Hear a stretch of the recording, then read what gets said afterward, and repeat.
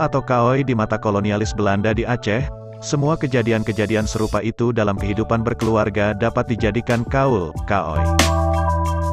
Kadang-kadang kaul dilaksanakan tanpa motif tertentu, tetapi terutama dalam kasus adanya penyakit ataupun musibah, dengan harapan diberi kesejahteraan bagi orang yang dikaulkan.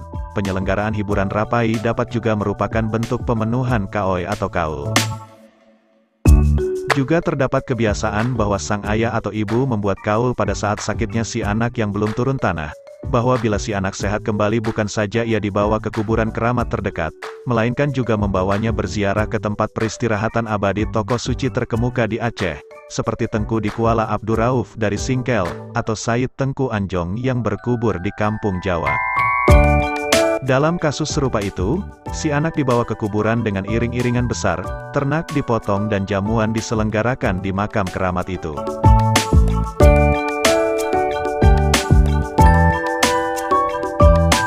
Bila kaul meliputi pernyataan keinginan mengundang orkes genderang, kedua genderang dan serunai, serune, harus berjalan di depan iring-iringan, ada kalanya pada saat tiba waktunya untuk menyelenggarakan upacara peutron, justru kemampuan untuk menyelenggarakannya tidak mencukupi.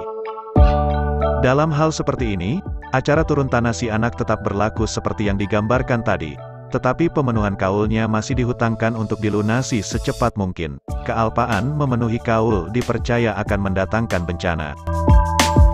Misalnya, bila seorang akan sering merasa sakit kepala, telinga atau mata, atau lambat sekali proses kesembuhannya dari sesuatu penyakit, atau terlalu lama menderita akibat hitanan, orang mengatakan, anak itu mempunyai bimaran, maksudnya, ada kaul yang belum terbayarkan, atau kenduri sebagai bagian dari kaul harus diselenggarakan.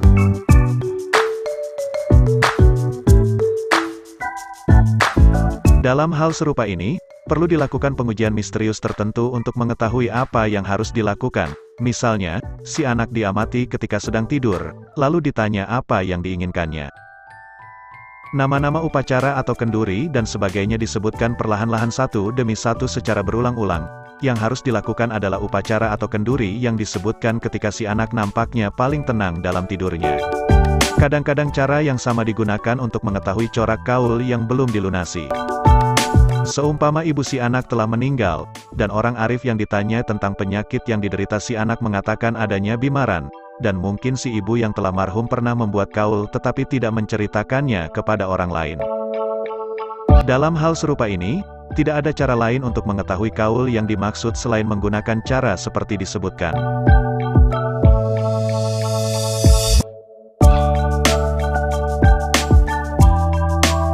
Bimaran yang paling sering terdapat adalah ziarah ke makam keramat dengan iringan genderang, pemberian pakaian aneka warna kepada si anak, ijab langgi, yang sekarang ini tidak pernah dipakai lagi kecuali untuk memenuhi kaul atau kasus bimaran. Berikut ini diterangkan sejumlah kaul yang paling sering dibuat di Aceh, khususnya oleh orang tua bagi kepentingan anaknya yang sakit. Dua di antaranya telah disebutkan di atas, yakni kaul merayakan peristiwa penting pertama dalam kehidupan si anak dengan musik genderang atau pertunjukan rapai. Segala sesuatu yang dikaulkan selalu mempunyai hubungan dengan agama, atau jimat penangkal makhluk jahat sesuai dengan tradisi dan pengalaman pribadi.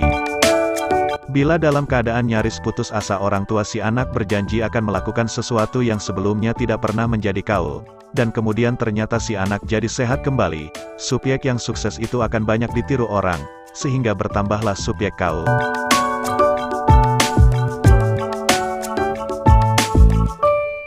Selain pertunjukan rapai sejumlah kaul yang dianggap memiliki corak keagamaan. Kalau engkau sembuh, aku akan membawamu menziarahi 7 masjid.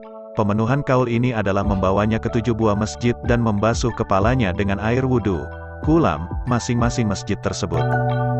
Aku akan membacakan seluruh isi Quran, seorang lebih diupah untuk melaksanakan tugas mulia itu. Aku akan membawamu menziarahi 44 tokoh suci.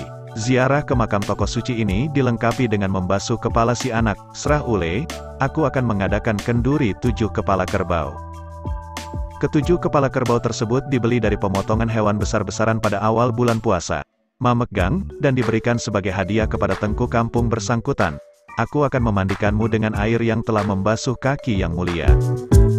Untuk memenuhi kaul ini, biasanya dimohon bantuan pelayan sultan untuk mendapatkan sedikit air yang telah membasuh kaki raja, dan pelayan sultan biasanya mengabulkan permohonan itu dengan mencidukkan tangannya ke kendi air yang dihadiahkan untuk keperluan itu.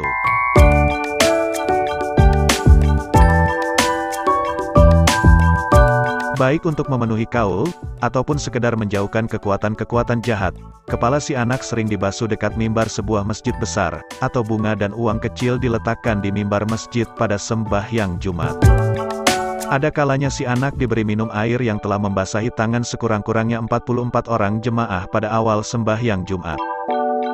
Di samping musik genderang, berikut ini disebutkan beberapa kaul yang murni bersifat tahyul dan digolongkan sebagai puja atau manjur melawan roh-roh jahat.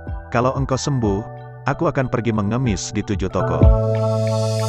Mereka memohon mendapatkan sesuatu barang yang sepele dari kedai toko, sambil menjelaskan bahwa mereka berbuat demikian untuk memenuhi kaul. Biasanya mereka diberi sehelai benang emas untuk dijahitkan pada tangkulo si anak kalau si anak laki-laki, atau pada selendang bila si anak perempuan, ijazah. Demikianlah kaul atau kaoi di mata kolonialis Belanda, semoga bermanfaat.